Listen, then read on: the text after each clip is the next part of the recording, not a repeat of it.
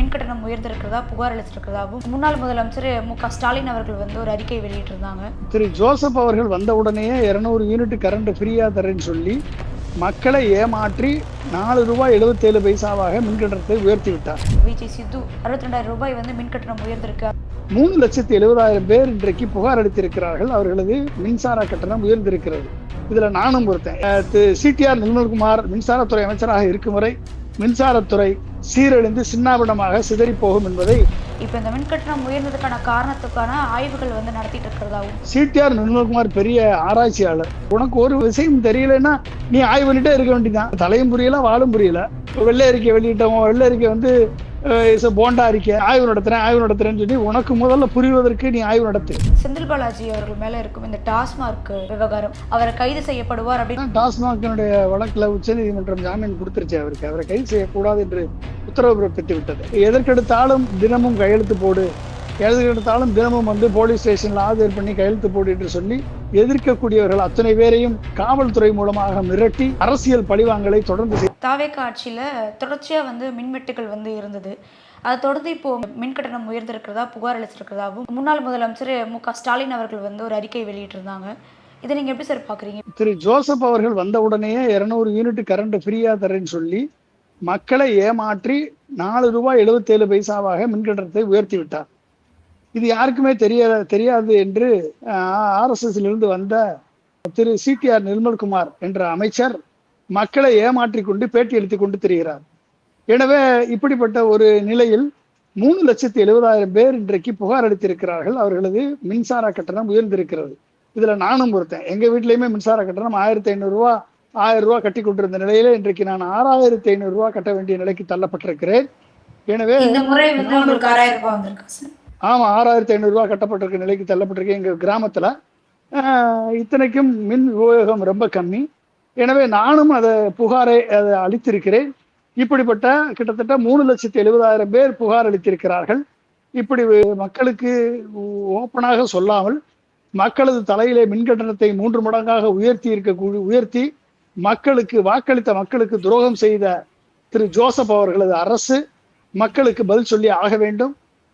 திரு TTR Nirmalkumar போன்ற திறமையற்ற அமைச்சர்களை வைத்துக்கொண்டு மின்சார நிர்வாகத்தை திறம்பட நடத்த முடியாது என்பதை திரு ஜோசப் அவர்கள் புரிந்து கொள்ள வேண்டும். சிடிஆர் நிர்மல்குமார் மின்சாரத்துறை அமைச்சராக இருக்கும் வரை மின்சாரத்துறை சீரழிந்து சின்னாபின்னமாக சிதறி போகும் என்பதை அவர் புரிந்து கொள்ள வேண்டும். மு.க.ஸ்டாலின் அவர்கள் வந்து வெளியிட்ட அந்த அறிக்கைக்கு வந்து சிடிஆர் நிர்மல்குமார் அவர்களும் வந்து ஒரு பதிலடி கொடுத்திருக்காரு. அதாவது வாட்ஸ்அப்பில் வரும் தவறான விஷயங்களை வைத்து மக்களை வந்து குழப்பறாங்க அப்படின்ற ஒரு விஷயம். இப்போ இந்த மின் கட்டணம் உயர்ந்ததுக்கான காரணத்துக்கான ஆய்வுகள் வந்து நடத்திட்டு இருக்கிறதாகவும் சொல்லப்படுது. சிடிஆர் நிர்மல்குமார் பெரிய ஆராய்ச்சியாளர். இவர் ஆய்வு நடத்தி எல்லாத்தையும் ஆய்வு பண்ணிடுவாரு. இவர் ஆய்வு பண்ணி உனக்கு ஒரு விஷயம் தெரியலன்னா நீ ஆய்வு பண்ணிட்டே இருக்க வேண்டியதான். உனக்கு ஒண்ணுமே தெரியல, தலையும் புரியல வாழும் புரியல, நீ ஆய்வு பண்ணிட்டே எவ்வளவு நாளைக்கு இருப்ப? ஆய்வு நடத்தி என்னத்தை நீ வந்து ஆய்வு நடத்தி வெள்ளை அறிக்கை வெளியிட்டவங்க வெள்ளை அறிக்கை வந்து போண்டா அறிக்கை, அந்த போண்டா அறிக்கையை யாரு ஏற்றுக்கொள்வது? நீ ஆய்வு நடத்துறேன்னு சொல்லி உனக்கு முதல்ல புரிவதற்கு நீ ஆய்வு நடத்து. அதுக்கப்புறம் நீ ப்ராப்பரா ஆய்வு நடத்தி என்ன பிரயோஜனம்? ஆய்வு நடத்தினதுனால வந்து தடையில்லா மின்சாரம் கிடைக்குதா? ஆய்வு நடத்தினதுனால வந்து தொலைநோக்கு பார்வையோட மின்சாரத்தை கடனை அடைப்பதற்கு மிகப்பெரிய திட்டத்தை தீட்டிட்டீங்களா? என்ன ஆய்வு நடத்துறீங்க? இப்ப டெம்பரரியா ஸ்டாஃப் அப்பாயின்ட் பண்றீங்களா? இந்த டெம்பரரி ஸ்டாஃப் வந்து உங்க தாவேக கட்சிக்காரங்களை அப்பாயின்ட் பண்றீங்களா? நாளைக்கு இவர்களை எப்படி பெர்மனன்ட் பண்ண போறீங்க? யாரை ஏமாத்துறீங்க mister CDR Nirmalkumar, mister Joseph Vijay? யாரை ஏமாத்துறீங்க? எல்லாரும் 2 பேரும் சேர்ந்துக்கிட்டு தமிழ்நாட்டு மக்களை, உங்களுக்கு வாக்களித்த மக்கள் மீது தலையிலே மின்சுமையை ஏற்றிவிட்டு இருவரும் நாடகம் ஆடிக்கொண்டு குற்றச்சாட்டை எதிர்கட்சி தலைவர் மேல திமுக மேல் பழியை போட்டுக்கொண்டு உங்களது திறமையற்ற நிர்வாகத்தை நீங்கள் நடத்தி கொண்டிருக்கிறீர்கள் என்பது வெட்ட வெளிச்சமாக தெரிகிறது. இதிலிருந்து நீங்கள் தப்ப முடியாது என்பது மட்டும் நிச்சயம். இப்போ சமீபத்தில் வந்து ஒரு பிரபல யூடியூபர் விஜய் சித்து அவர்களுடைய வீடியோ ஒன்று வெளியிட்டிருந்தாங்க. அதாவது இது முதல் முறையாக வந்து 62,000 ரூபாய் வந்து மின் கட்டணம் உயர்ந்திருக்கு, அது முதல் முறையாக கட்டுறோம் அப்படின்ற ஒரு விஷயம் வந்து சொல்லியிருந்தாங்க. தொடர்ச்சியாக இந்த மின்வெட்டு, அதே மாதிரி இப்போ இந்த மின் கட்டண உயர்வு, இந்த மாதிரி பல விஷயங்கள் வந்து தாவேக ஆட்சியில் தொடர்ச்சியாக நடந்துகிட்டே இருக்குது. இதை நீங்கள் எப்படி சார் பார்க்குறீங்க? மின்சார கட்டணத்தை 3 மடங்காக உயர்த்தி ஏற்கனவே லாபமும் நட்டமும் இல்லாமல் இயங்கக்கூடிய துறையாக மின்சாரத்துறை இருக்கிறது. இவர்கள் இன்றைக்கு மின்சார கட்டணத்தை உயர்த்தி மக்கள் மீது வரிச்சுமையை திணித்து மின்சார கட்டணத்தை உயர்த்தி இவர்கள் கொள்ள லாபம் பார்த்து கொண்டிருக்கக்கூடிய இந்த வேளையில இவர்களது ஆட்சி முறை நிர்வாகம் சொன்ன எதையுமே இவர்கள் செய்யவில்லை. இவர்களுக்கு இந்த பிரச்சனையை சால்வ் பண்ணக்கூடிய வழிமுறையும் தெரியவில்லை. இதை எப்படி அடுத்து செல்வது என்ற தொலைநோக்கு பார்வையும் இல்லை. இது எதுவுமே தெரியாத வழிப்போக்கர்களாக இருக்கக்கூடிய சித்தம் கலங்கிய வழிப்போக்கர்களாக இருக்கக்கூடிய நிலையில் இந்த ஆட்சி நடந்து கொண்டிருக்கிறது. எனவே இவர்களிடம் நியாயத்தையோ நேர்மையோ இந்த மின்சாரத்துறையை மீட்டெடுக்கக்கூடிய திட்டங்களோ எதுவும் இல்லை என்பது வெட்ட வெளிச்சமாக தெரிகிறது. சார், இது மட்டும் இல்லாமல் வந்து செந்தில் பாலாஜி அவர்கள் மேலே இருக்கும் இந்த டாஸ்மார்க் விவகாரம், இந்த ஒரு வழக்குக்கு வந்து உச்சநீதிமன்றம் வந்து முன்ஜாமீன் வந்து கொடுத்துருக்காங்க. இது மட்டும் இல்லாமல் சமீபத்தில் தாவேகா எம்எல்ஏ அவர்களிடம் குதிரை பேரம் நடத்தியதாக வந்து திருவல்லிக்கேணி காவல் நிலையத்தில் டெய்லி வந்து கையெழுத்திடணும் அப்படின்னு ஒரு விஷயம் சொல்லப்படுது.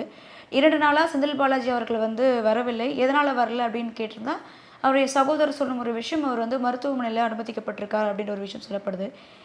எதனால் அவர் 2 நாளாக கையெழுத்து போட வரல? இன்னொரு விஷயம், இந்த டாஸ்மார்க் வழக்கு போயிட்டு இருக்கிறதுனால அவரை கைது செய்யப்படுவார் அப்படின்ற ஒரு விஷயம்னால தலைமறைவாக இருக்கிறதாகவும் ஒரு விஷயம் சொல்லப்படுது. இதை நீங்கள் எப்படி சார் பார்க்குறீங்க? அதான் டாஸ்மாகினுடைய வழக்கில் உச்சநீதிமன்றம் ஜாமீன் கொடுத்துருச்சு. அவரை கைது செய்யக்கூடாது என்று உத்தரவு பிறப்பித்து விட்டது.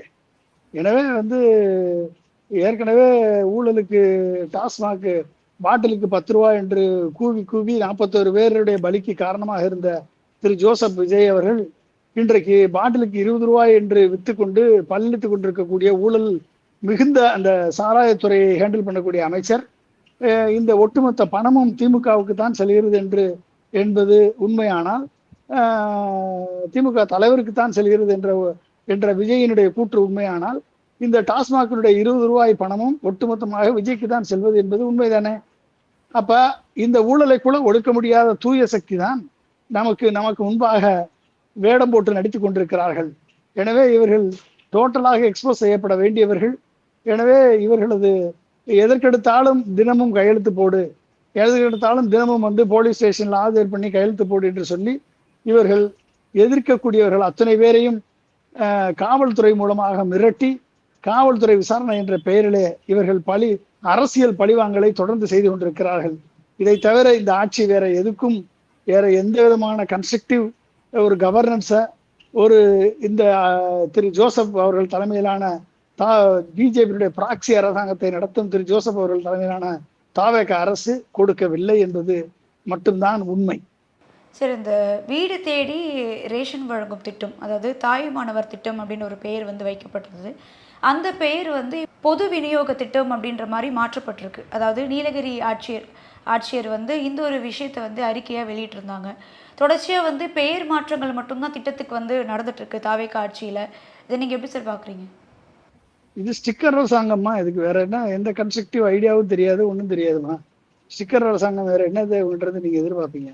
பெயரை மாற்றுவது எப்படி நரேந்திர மோடியினுடைய அரசு காங்கிரஸ் அறிவித்த திட்டங்கள் எல்லாம் பெயர் மாற்றி கொண்டு இருந்தாரோ, பிஜேபியினுடைய பிராக்சி அரசாங்கத்தை நடத்தக்கூடிய தாவேகாவுடைய திரு ஜோசப் அவர்கள் திமுக அரசு கொண்டு வந்த அனைத்து திட்டங்களையும் பெயர் மாற்றிக்கொண்டு பப்ளிசிட்டி பண்ணி கொண்டு இருக்கிறாரே ஒழிய இவரிடமிருந்து எந்த விதமான உருப்படியான எந்த விதமான ஆலோசனையோ திட்டங்களோ தொலைநோக்கு பார்வையோ வருவதற்கு வாய்ப்பில்லை. சட்டியில் இருந்தால் தானே அகப்பையில் வரும்.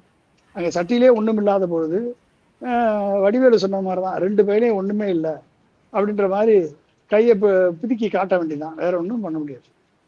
சரி, இது மட்டும் இல்லாமல் வந்து இந்த தமிழ்நாடு போக்குவரத்துடைய டிக்கெட் புக்கிங் வெப்சைட், அந்த வெப்சைட்டோடைய கலரும் வந்து தாவேக்கானுடைய கொடி கலரில் வந்து மாற்றியிருக்காங்க. இது ஒரு விஷயமாவும் இப்போ போயிட்டுருக்கு.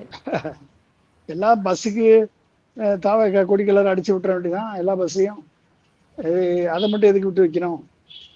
ஒவ்வொரு ஊரில் இருக்கக்கூடிய கட்டடங்கள் அத்தனைக்கும் தாவேக்கா கொடி கலரை அடிச்சு விட்டுற வேண்டியதான். வேற என்ன தெரியும்? எது அவங்களுக்கு தெரியுமோ அதை நம்ம பண்ண முடியும். இதை தவிர வேற என்னமா அவங்களால தமிழ்நாட்டுடைய போக்குவரத்து துறையை நிர்வாக சீர்கேட்டை சரி செய்து அவர்கள் வந்து கடன் இல்லாத ஒரு போக்குவரத்து துறையை உருவாக்கிட முடியுமா? சொல்லுங்க பார்ப்போம்.